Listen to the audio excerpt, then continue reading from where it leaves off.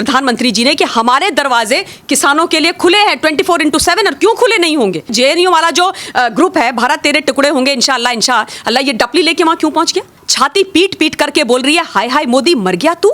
ये कौन सा आंदोलन होता है किसानों का? ये कौन सा किसान आंदोलन है जहां पर आप इस प्रकार की कामना हिंदुस्तान के प्रधानमंत्री के लिए कर रहे हो? आप पूछे वरावरा राव कौन है, आप पूछे गौतम नवलखा कौन है? ये लोग हैं हमारे बीमा कोरेगांव के दोषी, और उन्होंने बोला है कि हमें ये बिल चाहिए। किसानों की बात को सरकार तक जाने नहीं दे रहे हैं। उस 50 पैसे से लिया हुआ सामान 1000 में बेचा और हम तक पहुंचते पहुंचते वो 2000 का आ गया। 2000 में से किसान को कितना मिला? 50 पैसा। 50 पैसा। इन लोगों की बदौलत ये निकालना कि कितने किसानों ने हिंदुस्तान के अंदर आत्महत्या करी, उनके जो जहरीले फन है ना वो कुचले जा रहे हैं।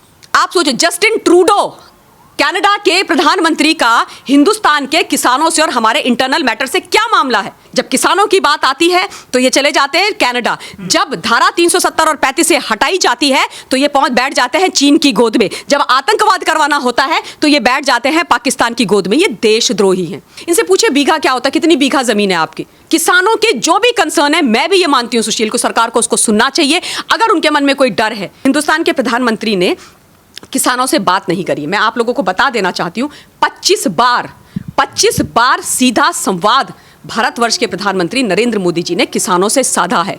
अभी कुछ दिन पहले कच्छ की भूमि से, गुजरात से एक बार और किसानों से संवाद साधा और साफ शब्दों में बोला है कि कुछ राजनीतिक दल किसानों के कंधों पर रख करके बंदूक चला रहे हैं। वो नहीं चाहते कि किसानों के साथ अच्छा हो, किसानों का भला हो।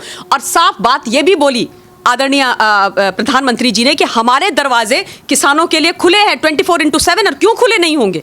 क्यों खुले नहीं होंगे? आप आकर के बात कीजिए। लेकिन ये जो बिचौलिए हैं ये नहीं चाहते कि किसान जाकर के बात करे, इसलिए ये बरगला रहे हैं। ये तमाशा हो रहा है। आप मुझे बताओ, ये जेएनयू वाला जो ग्रुप है, भारत तेरे टुकड़े होंगे इंशाअल्लाह इंशाअल्लाह, ये डपली लेके वहां क्यों पहुंच गया? क्यों पहुंचा? जेएनयू वाले जो ये जो अपने आप को विद्यार्थी बोलते हैं, 35 और 40 साल के, आपसे भी बहुत बड़े बड़े होंगे। आप आज काम करके अपने पूरे परिवार को पाल रहे हो, ये हम टैक्स पेयर के पैसों पर बैठ करके पढ़ रहे हैं, पढ़ने का नाटक कर रहे हैं, और अचानक से किसान बन जाते हैं और कूद जाते हैं किसान आंदोलन में। वो लोग जो कहते हैं भारत तेरे टुकड़े होंगे इंशाअल्लाह इंशाअल्लाह, इनका किसान आंदोलन से क्या लेना देना है? इनसे पूछिए ना, इनके परिवार में किसने किसानी करी है? इनसे पूछिए तो सही हल कैसा दिखता है। इनको पूछिए कि हल जो है वो गाय में, बैल में या किस में जोता जाता है। पूछिए ना आप इनसे। इनको एक पैसे का कुछ पता नहीं है, वहां जाकर के अपनी डपली लेकर के पहुंच गए। क्यों पहुंचे? इनसे पूछिए, इनकी सच्चाई जानने की जरूरत है। बिल का विरोध है या फिर नरेंद्र मोदी जी का विरोध है?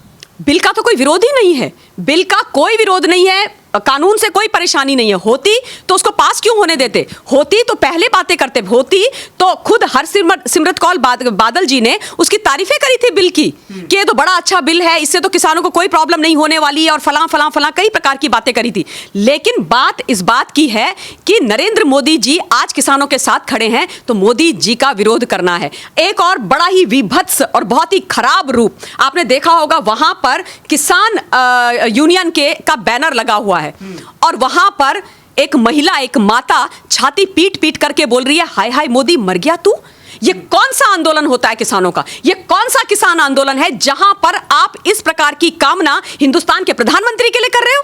और कौन करवा रहा है? कौन से ऐसे लोग हैं जो चाहते हैं कि हिंदुस्तान के प्रधानमंत्री जी को कुछ हो जाए? उनके असैसिनेशन की बात कर रहे हैं। ईश्वर करे उनकी बहुत दीर्घायु हो और वो स्वस्थ रहे। लेकिन ये किसान आंदोलन है, ये किसान आंदोलन है। ये किसान आंदोलन का आपको स्वरूप लगता है। और दूसरी तरफ वो लोग जिन पर देशद्रोह के केसेस चल रहे हैं, जो इस देश को तोड़ने की बात करते हैं, उमर खालिद, शर्जिल इमाम, जो चिकन नेक तोड़ने की बात जिसने करी थी एएमयू में खड़े होकर के, और पूरे देश को असम को तोड़ने की और अलग करने की बात करी थी, वो शर्जिल इमाम। उसके अलावा वरावरा राव, आप पूछे वरावरा राव कौन है, आप पूछे गौतम नवलखा कौन है। ये लोग हैं हमारे बीमा कोरेगांव के दोषी। ये सारे लोग जेल में हैं। ये सारे लोग इस देश के दोषी हैं। इन लोगों ने देश विरोधी काम किए हैं और आप उनको छुड़वाने के नारे लगवाते हो, प्लकार्ड लगाते हो, पोस्टर्स लगाते हो किसान आंदोलन के नाम पर। किसान आंदोलन के नाम पर ये किसान आंदोलन कब से हो गया? ये किसान आंदोलन का मोटिव कब से हो गया? आप लिख करके देते हो सरकार को कि इन लोगों को छुड़वाओ।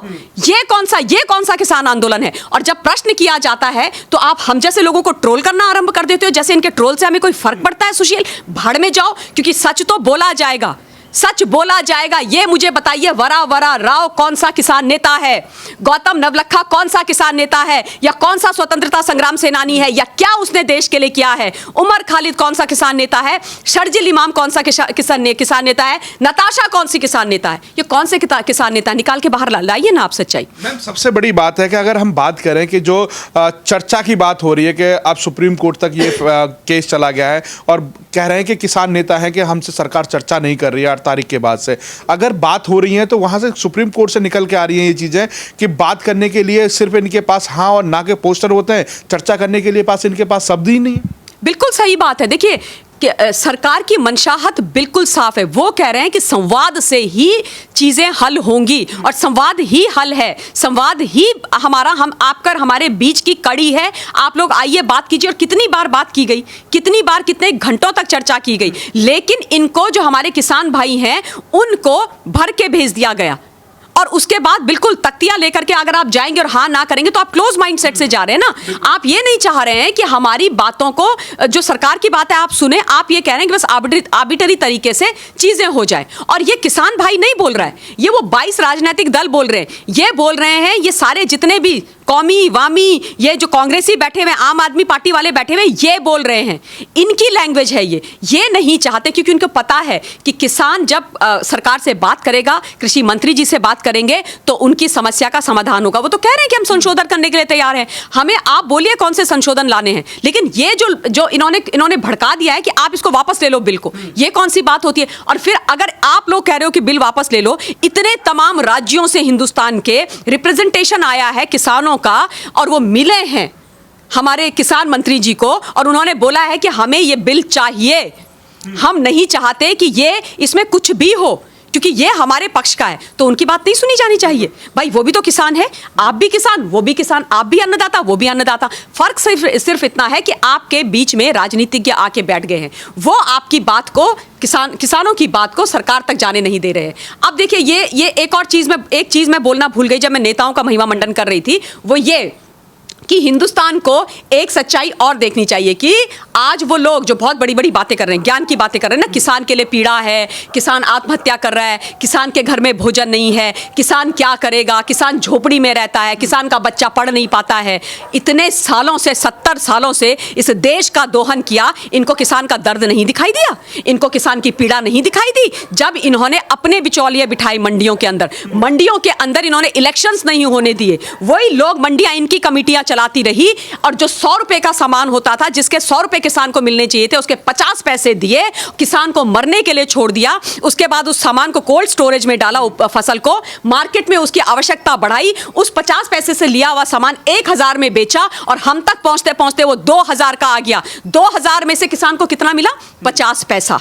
50 पैसा। इन लोगों की बदौलत, ये बिचौलिए जो बैठे हुए हैं और इनके जो राजनीतिक आका बैठे हुए, उन लोगों की बदौलत, और जो आज सड़कों में खड़े होकर के चिल्ला रहे हैं, इसी बात का दर्द है, इसी बात का दर्द है। तब इनको किसानों की चिंता नहीं हुई। एक और बात बोलती हूं, 2004 से 2014 तक ये पता कीजिए हिंदुस्तान के किसान, इस हिंदुस्तान के हमारे किसानी कृषि मंत्री कौन थे? मैं बता देती हूँ नाम, शरद पवार जी थे। और अब आप एक काम कीजिएगा, मैं ये डेटा मैं आपको नहीं बताऊंगी, आप 2004 टू 2014 तक ये निकालना कि कितने किसानों ने हिंदुस्तान के अंदर आत्महत्या करी, किस पूरे देश के अंदर और राज्यों के अंदर और खासतौर पे महाराष्ट्र के अंदर।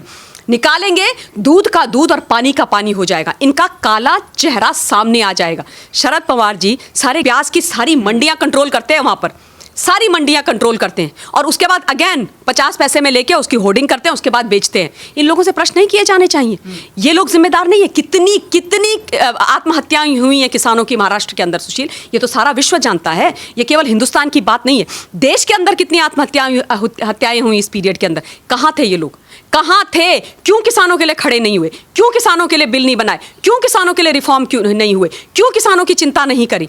क्यों नहीं करी?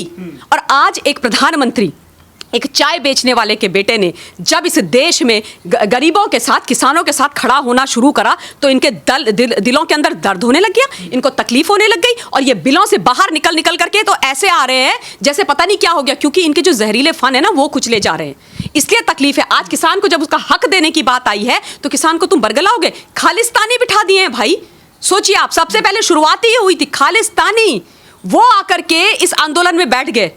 आप सोचिए, जस्टिन ट्रूडो कनाडा के प्रधानमंत्री का हिंदुस्तान के किसानों से और हमारे इंटरनल मैटर से क्या मामला है और क्या लेना देना है, उसका क्या लेना देना। जस्टिन ट्रूडो वहां से मैसेज भेज रहे हैं और पूरे देश में उसको, पूरे विश्व के अंदर उसको वायरल कर रहे हैं और अपना सपोर्ट जाहिर कर रहे हैं। और बाय द वे वही जस्टिन ट्रूडो हैं ये, WTO में जस्टिन ट्रूडो ने MSP का विरोध किया, वहां विरोध करते हो और यहां पे एक वीडियो मैसेज भेज करके हमारे यहां के लोगों को बरगलाते हो। क्यों खालिस्तानियों का साथ दे रहे हो? क्यों खालिस्तानियों का साथ दे रहे हो? परेशानी यह है कि जयचंद हमारे देश में है सुशील, जयचंद इस देश की धरती के अंदर बैठे हुए हैं। वो इस देश का, मां भारती का, यहाँ की जनता का, चाहे वो जवान हो, किसान हो, आम जनता हो, उसका भला नहीं चाहते, क्योंकि जिस दिन उसका भला हो गया ना, इनकी दुकानें, इनका रोजगार बंद हो जाएगा। इसलिए जब किसानों की बात आती है तो ये चले जाते हैं कनाडा, जब धारा 370 और 35 से हटाई जाती है तो ये पहुंच बैठ जाते हैं चीन की गोद में, जब आतंकवाद करवाना होता है तो ये बैठ जाते हैं पाकिस्तान की गोद में। ये देशद्रोही हैं, ये देशद्रोही हैं। इनको पहचानना और इनकी खाल खींचना शब्दों के बाणों से और सच्चाई से बहुत ज्यादा आवश्यक है, बहुत ज्यादा आवश्यक है। क्योंकि जब तक हिंदुस्तान का आम नागरिक नहीं समझेगा, जनता नहीं बोलेगी, ये नहीं सीधे होने वाले हैं। इन्होंने दिखाना, योगेंद्र यादव, मिस्टर योगेंद्र यादव, आप बताओ ये कहाँ का किसान है भाई?